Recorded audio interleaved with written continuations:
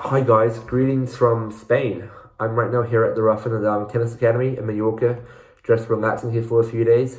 If you haven't checked out my interview with Tony and the Dung, do you remember to check it out right above here? I'll link it here. But this interview isn't really about Tony, it's about the one and only Rick Macci. Obviously, he's the childhood coach of Serena and Venus Williams, Andy Roddick, Maria Sharapova, and so many others.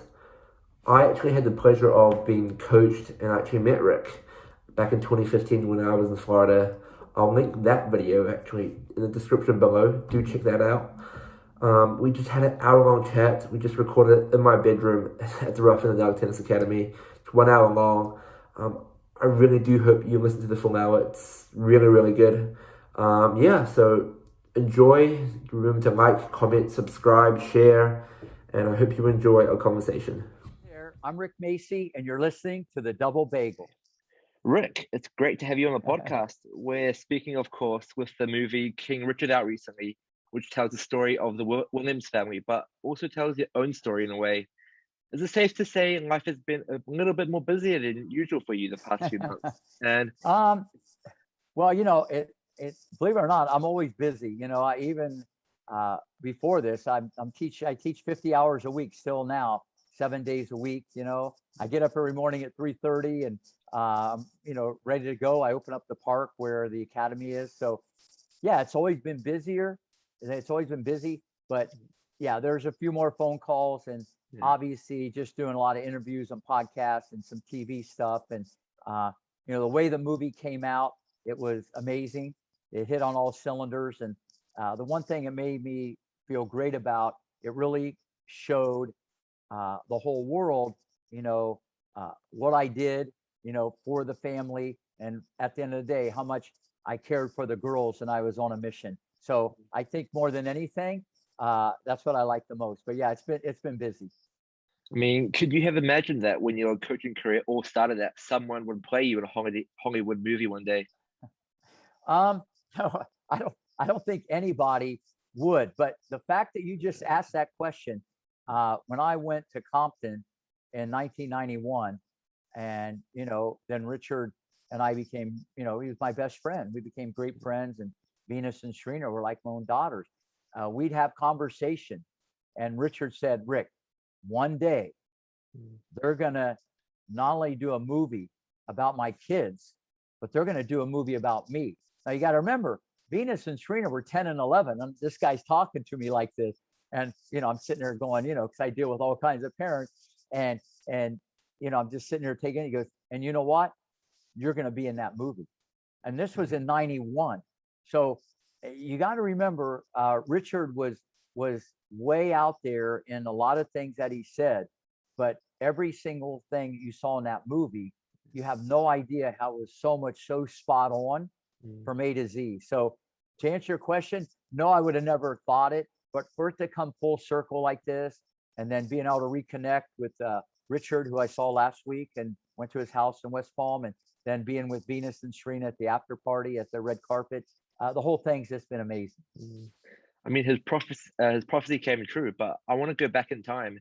Tell us the Yeah. story of you going on Richard's bus to East Compton Hills Country Club and watching Serena and Venus play for the first time. What was going through Yeah. your mind on that journey?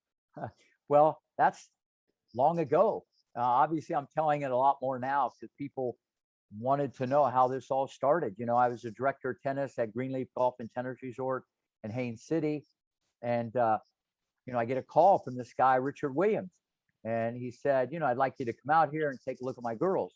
And back then, um, I either had kids come to the academy or I saw them at a junior tournament. I never, ever in my life, and still haven't to this day, gone on a plane and went and looked at two kids. Now, needless to say, going to Compton was the best vacation Rick Macy ever went on. But that being said, we talked, and the only thing I knew about Compton was riots and whatever. And he said, Rick, I promise I won't get you shot." He's a funny guy, and we were laughing the whole time. And Venus had an article in the New York Times about 3 months earlier. I guess she was undefeated in the 10 and under.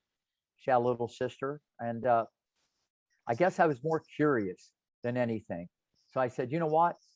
And some agents also said, Rick, you should take a look because this guy's very much interested in having you coach those girls. So I got on a plane the next weekend. I went to Compton, went to LAX. That night at the hotel, Richard and Orsine come. It was like yesterday. And Venus and Serena. And Venus was on one leg and Serena on the other leg. And they had their arms around the dad and kissing. Amazing close-knit family. What you saw in that movie, it was exactly like that and more. It was amazing, even back then. And Richard, I'll never forget this. He asked me like 30 questions. I thought I was in a deposition or something. He like grilled me because he wanted to know that if he was going to let someone in their circle, they wanted a father figure, a role model besides someone that could, put this thing and together and make it world class. And it was so funny because Venus, Serena, they were just staring at me. We talk about it. And I told them that at the after party. I think they had acquaintances. They didn't have a lot of friends. So we talked for about 2 hours. And the next day, Richard goes, we're going to pick you up at 7 o'clock. And we're going to East Compton Hills Country Club. And I said, sounds good to me. So they come in that red bus that you saw in the movie. It was identical. They pick me up. I get in the passenger seat and I get harpooned in the buttock by a spring. I'm going, this is crazy. Then I look in the back. There's about 4 months worth of McDonald's wrapper, garbage, old clothes, tennis balls, ball hoppers. The whole back is like a mess. And then little Venus and Serena are sitting back there. And I'm going, this is crazy. Because remember, I'm at a 5-star resort, Greenleaf Golf and Tennis Resort. And this is like the craziest thing ever. So we're driving for about 10, 15 minutes. And I'm looking around going, well, wait a minute. This is a strange place for a country club. So we pull up to a park. There's about 20 guys playing basketball. There's people, Eric, on the ground, passed out, people drinking, people smoking. And it was amazing because we get out and we had to go across the basketball court to go to the tennis court. And the court, it just parted like the Red Sea. And people go like this. Hey, Richard. Hey, King Richard. They called this guy King Richard. How crazy is this? This was May of 1991. And then they go, hey, Meek, because Serena's middle name was Serena Jamaica Williams. And they go, hey, VW. So they knew the girls already. And I think it was because of the New York Times being there 4 months earlier, and there's probably a lot of stuff going on. So they already like celebrities. I don't think there's a lot of little girls getting a lot of publicity in Compton, California. So we go onto the tennis court. But like I said, the basketball court parts like the Red Sea. We go on the basketball court. I had a brand new box of Wilson balls shipped there. And Richard goes, Rick, we don't use new balls. He goes, we want to use old balls because I want them digging them out and getting lower. And I'm going, I got it. It was just a little different, So we go onto the court. The courts are terrible. You and I wouldn't play on it. It was like a bomb went off. We go up to the net post. Richard had an old basket, rusted. There was like 7 chains wrapped around this basket. It took him 20 minutes to get it off. Okay, it was insane. Remember, I'm at a 5-star resort, and so now we get on the court and I start doing drills. And this is a great lesson for any parent or coach or even Rick Macy. You don't judge a book by its cover. The book, the cover could look amazing and the book bad. The cover could be amazing and the book bad. So we start hitting, and I'm just sitting there going, what in God's name am I doing in Compton, California on a Saturday? They weren't any better or any worse than maybe 60, 70 in the nation, which there's a lot of kids like that. Not that that's bad. I'm just saying. And remember, I had Jennifer Capriati for 3 years. And at 12 years old, she won the National Girls 18 as a 12-year-old, a record that still stands today since 1988. And she's probably the greatest junior player of all time. So my baseline or reference point for greatness is probably different than anybody in the world. I mean, she had her racket back in the parking lot, her knees were bent, the ball was on a string, and she had great fundamentals from the late, great Jimmy Everett. So I'm seeing Venus and Serena hit the ball. Arms are going one way, legs are going another, hair's going this way, beads are falling off, going onto the court. It was crazy. It was just tentacles it was like stuff going everywhere. So after about an hour, I said, let's play some competitive points. So me and Serena were going to play against Venus, because Venus was much, much bigger and stronger. Serena was 9 years old and she mentally wasn't there yet. So we started playing points. And after 5 minutes, I totally freaked out. The whole landscape changed for both girls. The footwork got better. They were popping the popcorn, extra butter. The footwork was better. The preparation got a little more, advanced, but the burning desire to get to the ball, I never saw anything like it. There were two little girls try so hard. Now, you can try hard and work at McDonald's. Okay, that'd be a good quality, but it was amazing. I just never, and they almost ran so hard to get to the ball, they almost fell over. It was just a rage, but it all because the fans were in the stands, and I said, let's keep score. Let's compete. The whole thing changed. And it blew my mind. And so I'm thinking, okay, this one's going to be 6'1", this one 5'10", big, strong, fast, and they go for the jugular. I'm thinking this. So we take a break. I go up to Richard. This is in the movie. I go, Richard, let me tell you something. You got the next female Michael Jordan on your hand. And he puts his arm around me. He goes, no, brother, man, I got the next two. And I had no doubt at all, with the right help financially and hitting partners and my time every day, I knew what I could do with this. But what really blew me away, Venus then goes, Daddy, can I go to the bathroom? So she goes out the gate. For the first 5 feet, she walks on her hands. Then the next 5, she does backward cartwheels. And I'm going, this is crazy stuff. Okay. I go up to Richard. I said, not only can they be number one in the world, these girls can transcend the sport. Tennis has never seen anything like this. So I'm glad it's a great lesson. When it became a competition, the whole thing changed. But I knew right then and there, tennis has never seen something like this, because in the early 90s, if you were big and strong, you weren't nimble. They were going to bring a whole nother animal to women's tennis, which they have. And, the rest is history. I mean, Rick, it seems to me from the movie that it was Richard's main job to shape Venus and Serena's character, and your main job to shape their technique. Would you agree? Absolutely. And that character started probably at birth. I mean, this is why, even though I was no longer involved after 95, I've always had amazing, incredible things to say about Richard. He was a world-class dad, and the mom. She didn't get enough credit. She was amazing too. But Richard, because he was there a little bit more, always life lessons. They brought their books to the court. If it rained, they went up to my office every night, whether it was a good practice, happy, mad, sad, bad. Rick, thank you very much. Okay, always looking me in the eye, always picking up the balls. These are things. They would go home at night on a tripod and do interviews, preparing for the future. This guy was preparing them for the future, and it was all about character. It was all about education. It was all about other stuff. You don't want to play, he wouldn't make them play. So this is what people don't know. And no one had a better front row seat, maybe than Orsine, the wife, than Rick Macci, because I was there every day. Richard, like I said, he was my best friend, and Venus, Serena are like my daughter. So to answer your question, yeah, he had his thoughts and beliefs, but I was there for one reason, for Venus and Serena. I wasn't there for Richard, even though he's the father. I could deal, and me, that's one of the best things that I can do. I can deal with all the personalities. I tell people this all the time.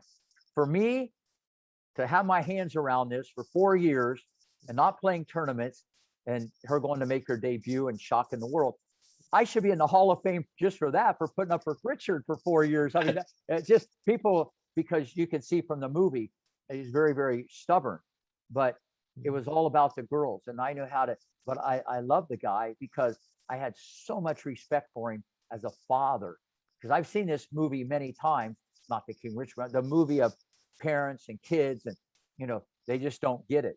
And that's another reason why I dove in, not just sweat equity and time and putting this whole infrastructure together, but all the money that was put into this to make it happen, the whole family. That's what, because when I believed, and I believed in the girls, and I had no doubt, but I believed in Richard because I loved the guy, the way he thought. Very different than probably any other tennis parent I've ever had, even Stefano Capriati or all the parents I've been involved with. And it didn't bother me that he didn't want to play tournaments, even though the movie made it sound like that, because I got it. So at the end of the day, you're right. The heavy lifting was left up to me and the hitting partners, but every stone I tried to unturn. But that being said, I wanted to keep them natural also. I wasn't going to put them in a box because biomechanically they wanted to do some things a little different, but I wanted them to really I wanted to take advantage of their athleticism. And what maybe some people thought was taboo or not fundamentally sound, I saw it as a weapon and a disguise, because me and Richard were way ahead of the curve, okay, as far as what was coming, because the game of tennis was changing then. The technology, the rackets, the power, as you heard in the movie, a lot of stance. There's just a lot of things that I let him do, but shortening the backswings, just cleaning things up the best I could do. And when you're with someone every single day and you're on a mission, you're not going to be denied. I mean, would you say then that the so-called champion mindset or character is something that can be trained, like what Richard did with the daughters, rather than something that's innate that you're born with? I think it's both. I think if it's okay, Kenan had that. I coached Kenan from age 5 to 12. Sharapova had that when I saw her at 11 and I had her. The mental part was there. Okay.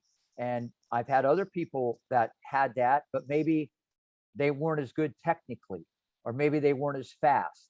You know what I'm saying? It's a package, but a lot of the people that I've coached that have been number one or one Grand Slam, they checked a lot of those mental boxes, but that's very much environmental. You can facilitate it because the environment I created also. People don't realize what a big impact I had on Venus and Serena's childhood. And you know me, I mean, the positivity and, just the way I am. And, I proved that over and over again, not with Venus and Serena, but many people, the way people think and the way they believe and not make excuses. But yeah, that was done early on. And that's why I made the decision, the mental part, to be able to handle pressure and the way they would look at the world. I already saw that. Now, the hard work was going to be the technical and the opportunity and the financial. But I saw that on two people that could run like gazelles. And so when they had the mental part, in my opinion, and physically, they hit the genetic jackpot. Okay, that's a nice starting place for anybody. But you know what? Nobody else took a chance on them except Rick Mason. Mm. I mean, from my standpoint as an observer, Serena had a better first serve and a second serve than Venus. But Venus was maybe a bit more athletic, had better volleys, more wingspan, and obviously was a bit taller than Serena.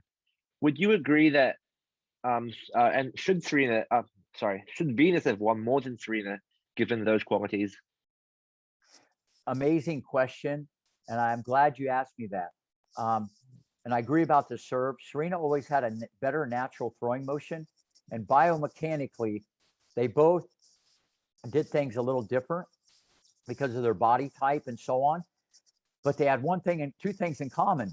Both had amazing power and amazing placement. So they got the end result. But Serena was a little more natural in her throwing movement. Okay. But to answer your question, I tell this to everybody. I think if Venus would have stuck to the plan, okay? I mean, after her debut, I was still there like 8-10 more months. And then after that, Richard took the whole thing over. Venus came to the match against Sanchez in that debut or second match 33 times. She came to the net against Novotná at Wimbledon 35. And early on, she came to the net against Steffi Graf 30 sometimes. The plan was to take the second serve of your opponent and come in a lot. Okay? And to serve and volley a little bit. And when you got off balance, Venus was at the net. I've never had a player go from point A to point B faster than VW. I mean, she was like the wind. The problem is, and listen, I'm not Monday morning quarterbacking here or whatever. I love the girls and they're both iconic and they did amazing. But Venus had gifts from above. Got Serena didn't. I called her the next female Michael Jordan. She could jump higher on the scissor kick overhead, and I still haven't seen it to this day of any female I've coached. And her wingspan, you couldn't pass the girl. So just that alone, that you're in someone's face, I tried to develop that type of game. Obviously, you got to hit ground strokes. You got to run and compete. And if someone hits 20, you got to hit 21. I get that. But I just thought Venus would have been at the net so much more. Okay, even if she didn't have to hit a volley, just that alone freaks people out. And in women's tennis, the second serve is very delicious. It's very appetizing. And, you know, to hit it and stay back's one thing. But I thought she'd be at the net and have a little bit of Martina in her with that style. And that just evaporated since I was no longer involved. Because I think about it, at 14, she came to net 33 times. That's crazy. She hadn't done that a lot. So I think Venus would have been the greatest player ever, okay, if she'd have taken advantage of those God-given attributes. Now, I know maybe without Serena, there's no Venus, and without Venus, there's no Serena. I get all that. And she would have had to go through Serena. But her style of play, there was a lot left off the table, in my opinion. Because I think when you get out there on the tour, especially when you can run or when you get nervous, when you can run like Venus or Serena, you can be nervous and still win a Grand Slam just by running and competing and out athleting the other person. And they did that a lot. But I think VW, I mean, listen, if she'd have played doubles or mixed doubles, she probably would have won 100.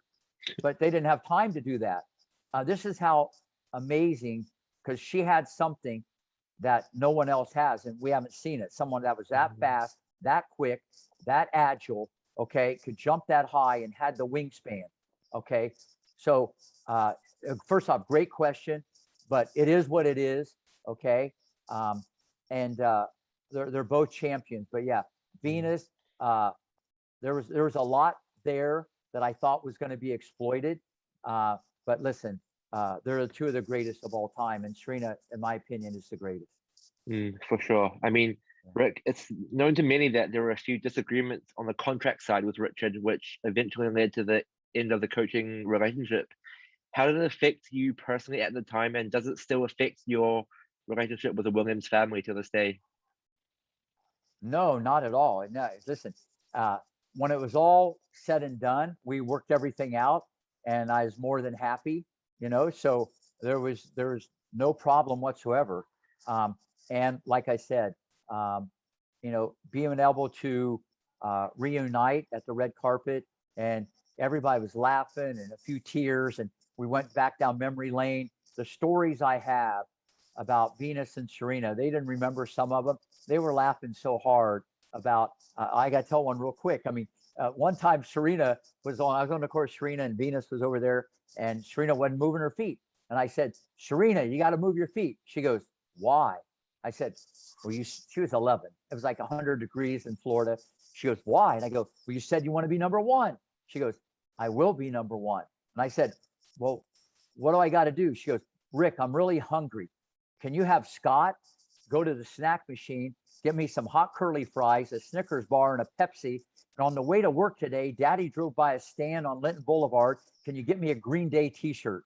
And I said, so if I go and get you the Snickers bar, the curly fries, the Pepsi, and get a Green Day t-shirt, are you going to move your feet? She goes, Rick, you see that girl over there? She was pointing to Venus. You see that tall girl over there? I'll make her look sour than molasses. So I had Scott go to the snack machine, get the curly fries, the Snickers bar, the Pepsi. The next day, he was going to go get the Green Day t-shirt. He brings everything back. Serena has her snack, okay, for like 15 minutes. She gets on the court for 1 hour straight. She's popping the popcorn, extra butter, sweat's coming off this little girl like Niagara Falls. She doesn't stop for 1 hour. It gets to be 10 after 3. She turns around and looks at me. She goes, Rick, you better have that Green Day t-shirt here in the morning. Yeah. So the moral of the story, I won. I motivated her. She won. She got better. But this was Serena at a young age. She wasn't as mature yet as Venus. So, but to answer your question, these are the stories that we were talking about at the after party. And There's so many more like that. So we have a great relationship. I love the girls. Just last Thursday, I went up to West Palm and visited Richard. He's in great health. His memory's like a steel trap. He, at 79 years old, he remembers all the stories. We were laughing and hugging. A great guy. Because listen, when you love someone that much and respect him as a father, forget that I didn't continue on. As you know, I just reload, regroup, had over 300 national champions. I've done this for so long. No, there's no regrets whatsoever. But Richard's doing great, feeling great. So yeah, everything's phenomenal. So what people say or what they read, that's tabloid stuff or whatever. But no, it was amazing. And the movie, you saw how it came across. We were family. I was part of that family. I wasn't just Venus Serena's coach. And that came out loud and clear, because when you love what you're doing and you love the people you're doing it with, and remember, they weren't that good then. This could have catastrophically blown up. They could have got injured. I mean, this might have never happened. Who knows how this plays out? I was on a mission. Richard was my best friend. I knew what Venus and Serena could do, and I wasn't going to be denied, no matter what the cost was, the effort. I was on a mission, and any coach can relate to that. When you believe and nothing's going to stop you, and you put two people together like myself and Richard, the rest is history. I mean, talk to me about Mary Pierce, who was on the podcast last year. What was she like as a person, and how did you mold her game? Well, that's interesting, because she was like 15 or 16, just like when I had Anastasia Messina, she was 17. But Mary, they came from IMG, the dad, the whole family. They were actually there the same time Venus and Serena was, and Roddy. I had everybody there at the same time. I mean, how crazy is that? The 4 Grand Slam people, they were at different ages. Roddick was the same age as Serena, but Mary was 15 or 16. But I knew she'd be like one of the best players in the world. She was so authoritative off the ground. The way she turned on the ball with those flat, hard ground strokes, it was like missiles going from North Korea off both sides. And she took the ball early. And I told Jim, I said, listen, she can't back up. She has to hold the baseline. She was a good athlete. She wasn't like the best ever. Her defense was okay, but it wasn't like a defensive specialist. But she ran the show. She could beat anybody, anytime, anywhere with those ground strokes. Hard, flat, clean ground strokes. And when that girl was confident, she was brutal. She could beat anybody. So, and especially in women's tennis, it's a little different. Men, you don't have to cover quite as much of the court, and you don't play quite as much defense and not as much spin. But from the forehand and backhand, she was as good as anybody, and her serve got really good. But she was one of the nicest, most considerate players I've ever coached. Great competitor. I loved my time coaching Mary. Her dad was still very much in the picture, and I just tried to do the best I could to help her. But I had no doubt she would be a top 10 player. And with those ground strokes, if she believed, she could beat anybody in the world and maybe win a couple Grand Slam. But I love Mary Pierce, and one of my all-time favorite students. And what was coaching Andy Roddick like? What was his strengths when he came to you? And what did you work on to make him better?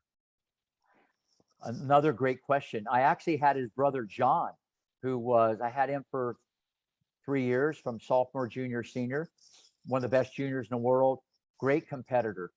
No one believed in his older brother, John. I loved how competitive he was, John. And, then his little brother, Andy, was 9 when he came to me. The whole family moved from Texas to the academy. And right off the bat, I saw this little mosquito. That's what I'll call him. Because, like a mosquito, they just don't leave you alone. He was just always bothering everybody, but in a good way. He was just always there, pesty, feisty. But I love that. His thirst for competition was like no other. Just a brutal competitor, even as a little peanut, But when I worked with Andy, because I work with him every day, they took privates, and obviously we're in the camp. He had this forehand where he led with the elbow back. And it was ironic because he kind of had the ATP forehand, which I really have described in great detail. And, it's pretty much standard around the world. There's like 6 million views on YouTube. He actually taught me a little bit. When I saw the elbow go back first and it was a little higher, it kind of kept the racket to the outside. But when he hit it, it made the racket flip the other way. And I'm thinking, this looks very different, but it worked. So I didn't change it. I tweaked his grip a little bit. And I just loved that he loved to hit the ball. And his serve was kind of all over the place. A lot of external rotation. The foot, he was way into the court. I did a lot of work on the serve.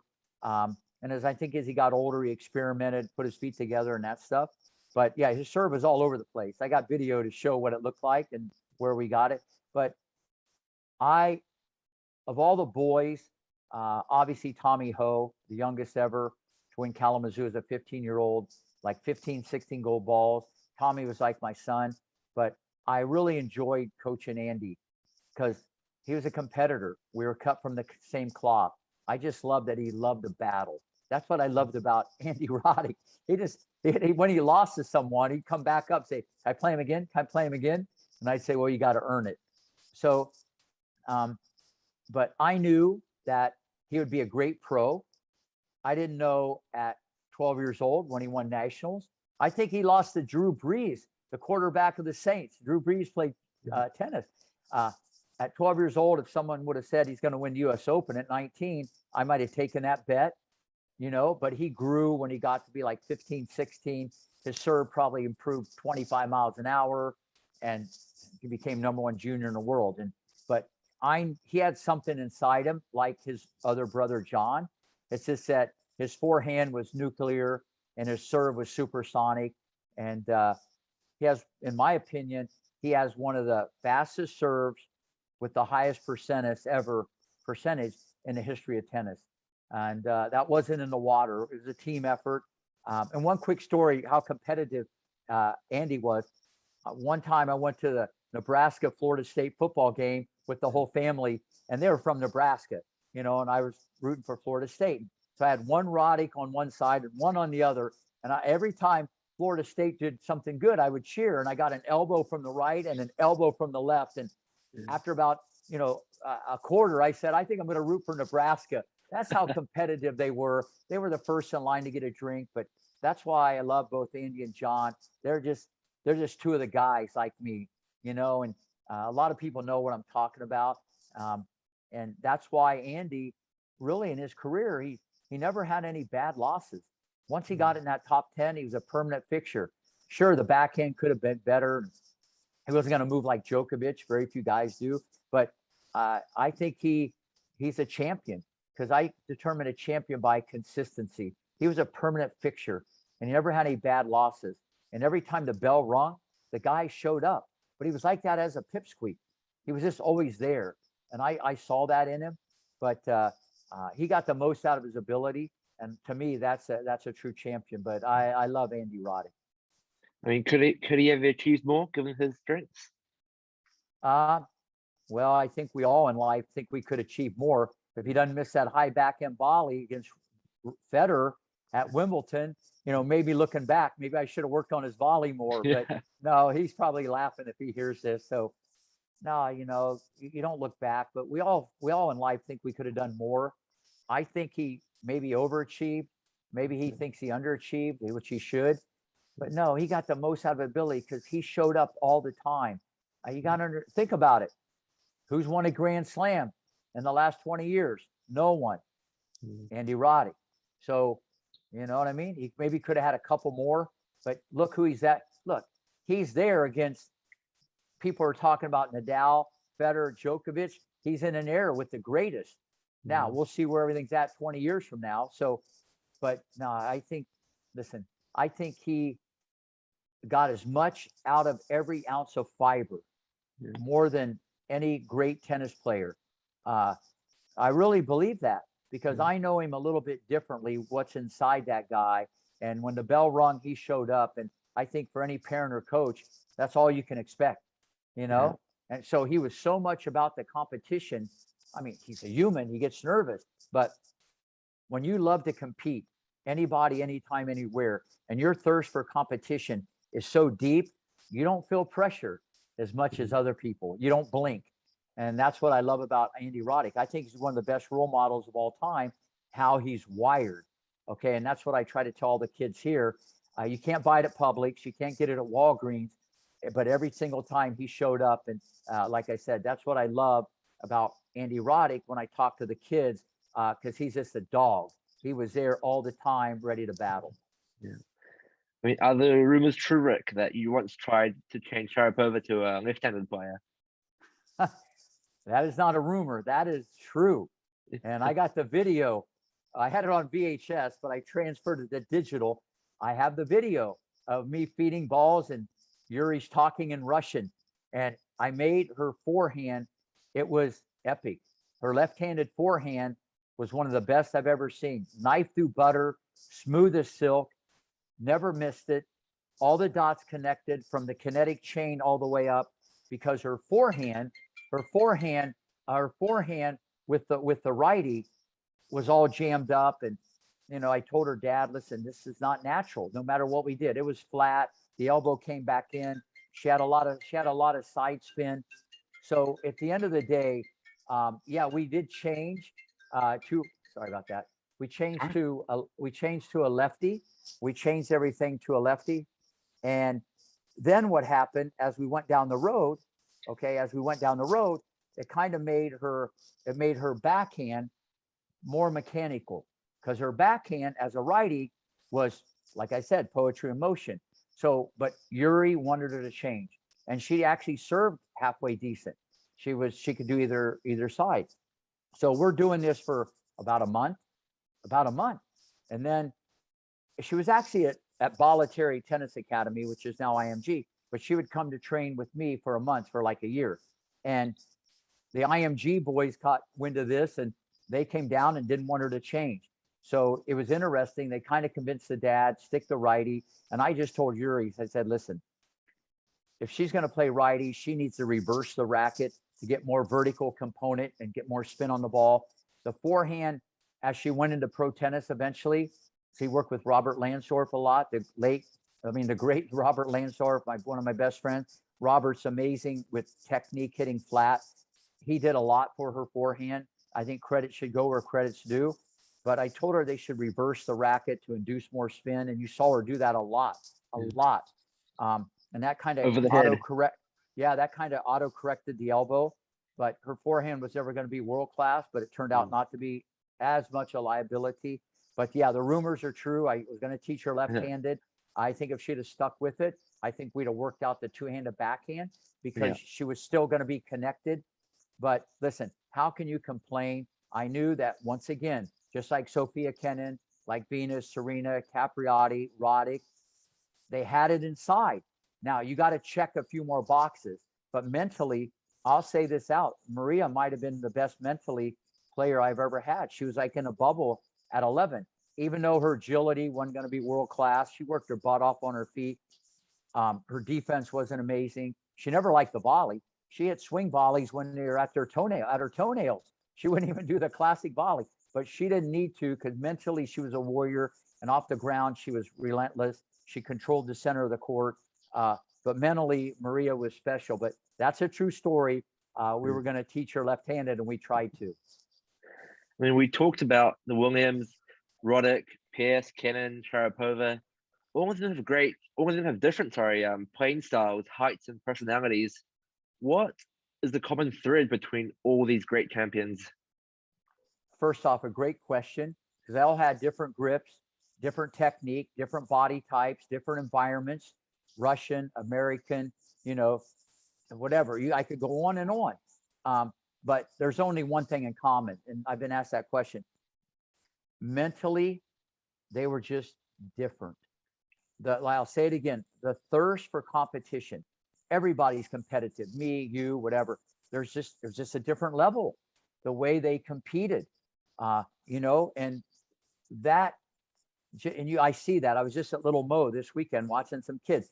There's some just amazing competitors, but maybe they're not going to be that big, or maybe they're not going to be that fast, or maybe their techniques all over, Palm Beach County, whatever that could be corrected if you get in the right environment, that it's not too late, and I could reverse engineer it and maybe put Humpty Dumpty together. But at the end of the day, just the competitiveness was just very different. And everybody was like that. But I mean, Roddick would die for the ball on a hard court. And Serena and Venus ran so hard. They checked all the boxes, all those people. But I need to clarify, Venus and Serena as competitors, they added a few more boxes, if that's possible. It was just different. They would fall down to get to the ball. That's how it was, just like a rage. And when you're like that, and you always are like that every point, whether it's an hour, 2 hours, 3 hours, that wears on you. And that's the wild card that the media doesn't understand. A lot of coaches don't understand that competitiveness. That's just deep. Everybody's competitive. There's different levels to everything in life, but that's the one common thread. But VW and Meek, that's just a whole different thing. And as I sit here, 30 years later, and I've had so many national champions. It's over 322 kids or titles have been won, and I could go on, and I've had so many great players. I've just never seen what I saw inside Venus and Serena. If I did, that would be a good starting point. Yeah. I mean, I wanted to briefly touch on something unrelated to tennis. I've read somewhere in your book, Macci Magic, that in the 90s you had a personal relationship with Donald Trump. I was wondering if you could elaborate on that a bit more, and what was he like as a person? Yeah, everybody will say like President Trump. I call him the Trumpster. Okay, yeah. So I had this girl who was 14, number one in Florida, and she could sing and she could act. And the dad said, listen, IMG doesn't believe in her singing and acting.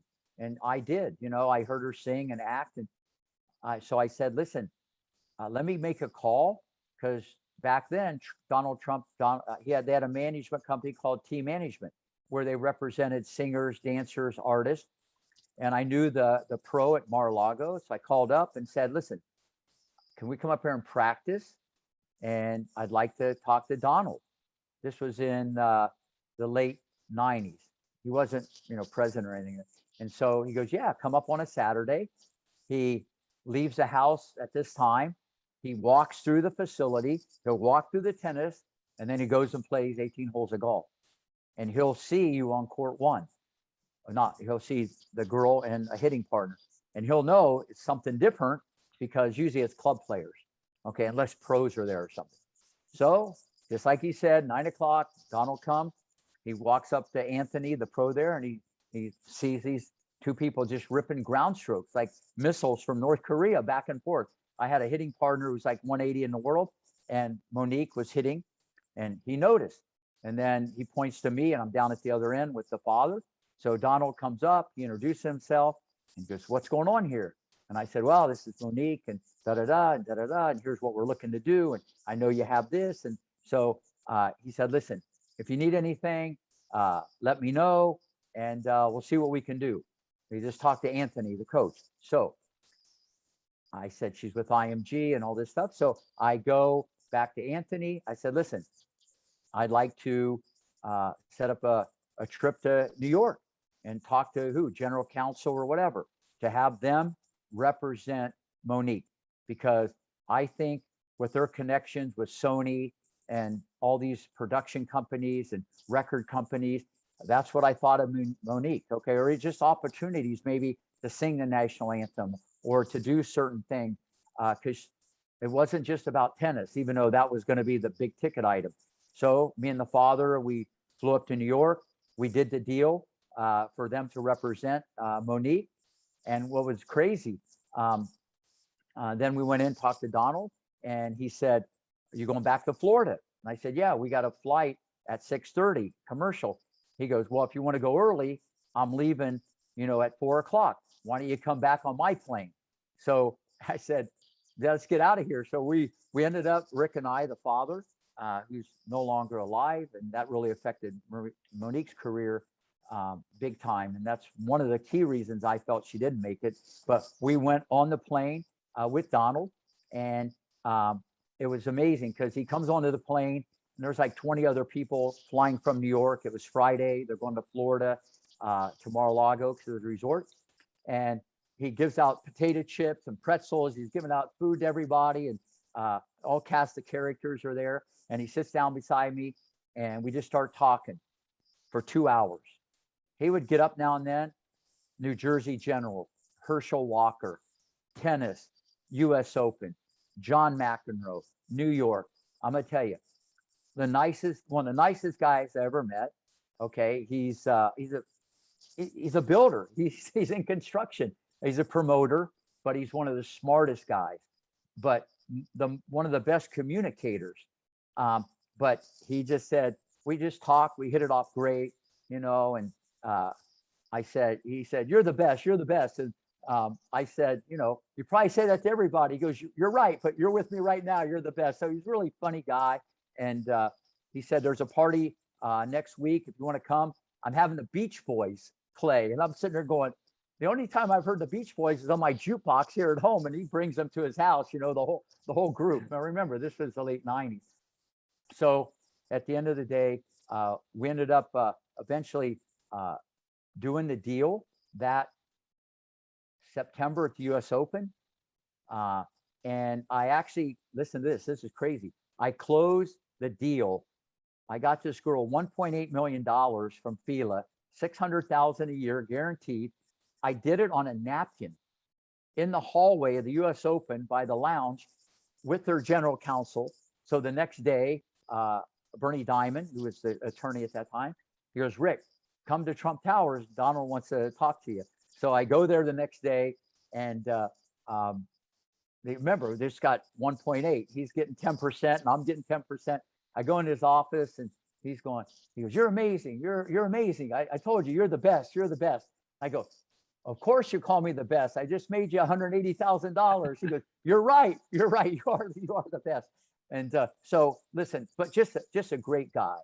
That's just a great guy. And I think then as time goes on, we were with him for like 4 years, and Monique broke both her wrists. Her dad passed away. It turned into a nightmare. She never really got past 300 in the world. She got some opportunities to do other stuff, but that time in my life was amazing. And when he ran for president and he won, the next day, I gave a speech to all the kids, and people don't realize this. And I'm not political. I don't really get into this stuff. It was more about, you can do anything, because remember, everything was against this guy, an outsider, me against the world. Forget Rocky Balboa, forget the 69 Mets, forget, Venus making her debut and shocking the world. I mean, and everybody with the media is against the guy. Okay. And you got to get rid of the noise. And so that shows you the fortitude and the mental strength of Donald Trump. Love it or hate him. This isn't political. I'm just talking what he did probably made people more mad. I mean, it was just when people are just on TV, just crushing you and pulling the other way. It's not like general. This is every day. It's the greatest upset in the history of the world. I don't care about anything that happened in our lifetime. It never happened, and let alone run for president. And I tried to frame it up in the way that I can do it in a very understandable way to the kids. I almost had tears in my eyes, because you don't realize and I don't realize what this guy, the perseverance. Listen, he didn't have, and on top of it, he doesn't have to do any of this crap. So that alone shows you the character of the Trumpster. But I just need to say, one of the nicest, smartest guys I've ever met. I've met a lot of people, and it has nothing to do with president, because I met him when he wasn't, and he was the same guy I would see. Now, obviously, when he would say things, you kind of cringe and stuff, but I'm not into that whole scene. It was a great time, and it just shows you what a great dad he has to be, and a great person. But unfortunately, no one sees that, because he's on TV and became president. Then it becomes a whole different thing. But what a great human being. I mean, Rick, tell me about other influences in your life that you count as major milestones or turning points, besides working with the Williams, having your own academy, and all the great champions you've worked with and are still working with. Yeah. Wow. Another great question. I think, I grew up in a small town of Greenville, Ohio. There's people now that approached people that kind of represent me about maybe a short story about my life or even a movie. There's all kinds of stuff going on. I mean, I grew up, my dad died when I was 10 years old. I was very good at golf. I thought I would always be a golf pro, and when we couldn't afford the country club to go to the country club, it was a town of 10,000 people, and both my parents were very good in golf. I went to a tennis court at 12 years old. I picked up a racket, just started hitting against the wall. The courts were like a half mile. I lived in a park in Greenville, Ohio, and I hit against the wall, and I loved the sound of the ball, and there was no one to play with. And, to make a long story short, I fell in love with the game. No one gave me a lesson. At 18 years old, I was the #1 player in the Ohio Valley. I got to be pretty decent, beat some guys around 400 or 500. But I knew early on I wanted to get into teaching. But my mom raised me by myself, me and my sister. And, middle family, never had anything. After basketball practice, I'd hit against the wall.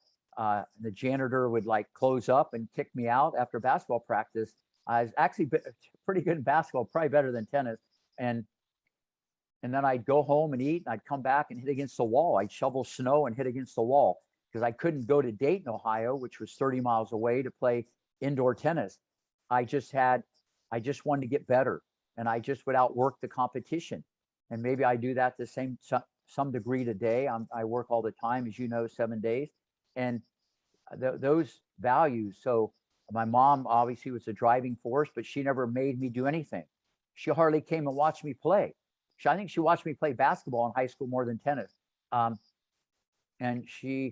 So I think just being around that and doing it the hard way, and I played football, baseball, basketball, hockey. I was very athletic. So I think that mental strength I got from having to do it my own.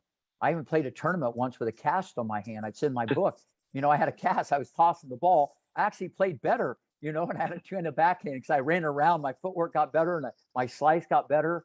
And I beat a guy worse than when I had my two-hander. That really made me think, I don't go around breaking kids' arms to get them better, but there was a message in that. But no, I think doing it the hard way and seeing it through a different lens, and, never throwing my racket. I never really got upset. I got more determined. But I'd have to say my mom. And then, with the tennis would be obviously Dr. James Laird. People don't know this. In the early 80s, when I went to Greenleaf, he was a pioneer. He was really the first of the Mohicans in sports psychology. Now they're a dime a dozen and everybody rewraps it, but Jim was cutting edge. And to be able to slow things down in your mind and try to get the ideal performance state, and, just being around him for 3 or 4 years. And, when I was younger, it had a profound effect, not only how I was already wired, because I was wired like that as a kid. And I like to analyze things. I go to the movie with my friends, and after 5 minutes, I'd be trying to figure out the ending. They go sit somewhere. They didn't want to sit with me because I'm always trying to figure out the ending. That's why I'm always trying to figure things out. And I think all those qualities helped me obviously as a coach. But James Laird, there's not even anybody close, because I've kind of developed my own style. And then after that, as later on as life went on, with biomechanics, it's Jack Groffel to some degree, but Dr. Brian Gordon, one of my best friends. I mean, the guy's like the guru. I mean, he's so cutting edge. He's I just have so much respect for Dr. Brian Gordon. And it's just helped me become even more complete. It's not just about how I communicate or how I motivate or what I do with strokes or strategy. It's now backed up by science, and the kinetic chain is a big staple of how I can be more authoritative and confident in every word I say, and help all ages, whether it be adults, an 86-year-old guy, a 4-year-old, or, I work with about 30 girls on the tour and about 6 guys. So it doesn't matter who's on the other side of the net. So it's really the influences. The biggest ones have been them, but I think the biggest is myself. And I think what I expect of myself is the most important. And that's really my message to anybody. You got to have those conversations with yourself, because when you're not giving 100%, you're giving 90. If it doesn't bother you, no big deal. I'm not here to judge anybody, but I know what great is, and I know what good is. And great great is rare air and good is good.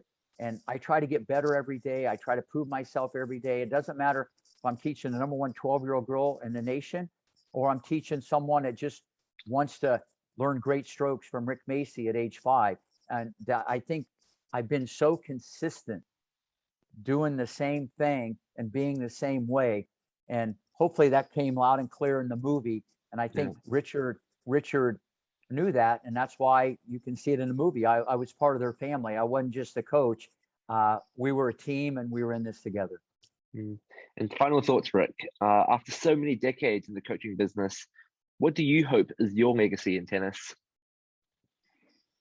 Well, I don't really look at it because I don't want to say I'm just getting started. Actually, tomorrow is my birthday. I'll be 67, but I still teach 50 hours. I get up every morning at 3:30. I open up the park. It's crazy. At this age, on my resume, I'm a park ranger now. I open up the park.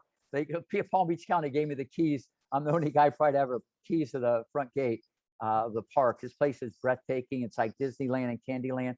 I don't know how to answer that question. I just think that everybody has something to offer. There could be a guy in Des Moines, Iowa that maybe does something better than myself. I don't sit there and people tell me, I'm the GOAT, or I'm the, 7-time coach of the year, or youngest in the Hall of Fame, or over 300 and some national titles, or everybody I coach, all this stuff. That's all great. But people ask me, like, who's my favorite student of all time? And I tell them that's so easy.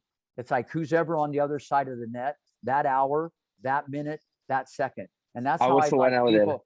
You were there too. Okay. And I think you kind of know me different because I taught you. And I treat everybody the same and give the same effort. I've been that way ever since when someone told me when I was 22 years old that I think you have what it takes to be one of the greatest teachers or coaches of all time. Tom Friedel back in Ohio told me that. And I'm sitting there going, I want to be a better player. My mind wasn't even there, but he saw qualities. And I guess that's how I'd want people to look at it, that I gave 100%. I made it fun for everybody, but I expected a lot. There's different ways to get to the mountaintop. And I have a very unique way, not just the technique and the strategy of extracting greatness out of people, especially young people, to get them to believe. And I want people, I guess, to look at me as like the total package, whether it's sports psychology, whether it's motivation, whether it's footwork, of physical fitness, whether it be biomechanics, strategy, communication. I think, and like a player, you're only as great as your weakest link. So if my legacy, I just want people to know I gave 100%, and it was always about the game of tennis, and it wasn't really ever about me. The credit comes along with whatever you do. I'm just out there to give 100%. And if I can make a difference in someone's life, whether I help them get off medication or clean their room better or make better grades, I mean, that's really, that's the ultimate all-time greatest coach of all time. Because when you can change people's lives, and that's what I tell people. I want to be known. I just didn't change people's tennis games. I changed their lives. And when you leave that type of legacy, I think then you're in rare air. Final question, Rick, and you sort of answered it, but what separates good players and great players? Another very good question. It's the mental part. It's a package. It's like I tell people, it's like a pizza. There's cheese pizza, then there's one with everything on it. The more boxes you check, you don't need to have everything. But if mentally you can't handle pressure, if you can't flip it in your mind and forget about it, it's not going to work. Because I have people here that have amazing technique. The serve is amazing. The forehand's amazing. The backhand's amazing. And they can't compete. They can't win. And they lose to people that have a worse forehand, backhand serve. And, they probably want to sue me for malpractice. What's going on here? But that's the wild card. And that needs to be, you got to be able to flip it. If you don't have the ability to forget, you cannot be great in this sport or any sport, quarterback, basketball player.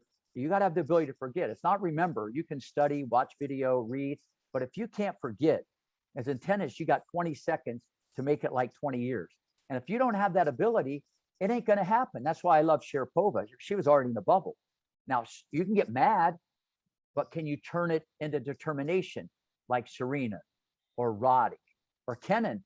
You see her slam the ball down and she comes back even harder. Some people get mad and they lose the next game. You see that all the time in junior tennis. So you got to train your mind, but that's what separates it, all things being equal. Yeah. You give me someone that has this, okay, the sky's the limit. But obviously, you got to hate to lose more than you love to win. And unfortunately, a lot of coaches don't understand this part of it. A lot of parents don't. Trust me on that. The environment you're in has a big impact. And this all goes back to all the people I coach, the environment I create, especially when they work privately with me. I try to cover the whole enchilada. But that environment I created for Venus and Serena, you know, was just like, it was supposed to happen. Even for Jennifer, it was all positive. And why I brought up Jennifer, I need to clarify. It'd have been amazing in the movie if they'd have done one thing. At the end with the credits, I wish they would have put in there, and by the way, she came back and became number 1 in the world and won 2 Grand Slams and signed a $10 million deal with Fila. So I know it sounds better, but because I love Jennifer. She's one of my all-time favorite students. And, you know, I get it. But at the end of the day, maybe people that see this podcast, they need to know, because some people weren't even born and they see her as like the poster child for a speed bump.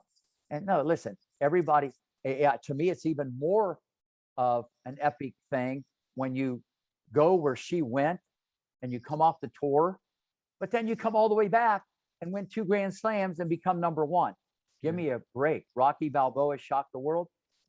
Jennifer Capriati has a story there also. I mean, Rick, it's been an absolute pleasure seeing you again. We've gone Good seeing you. Double our agreed time. Happy birthday tomorrow, and thanks so much for your time. But on another note, how's your ground strokes? Yeah, not too bad. Pat the dog at 5 o'clock.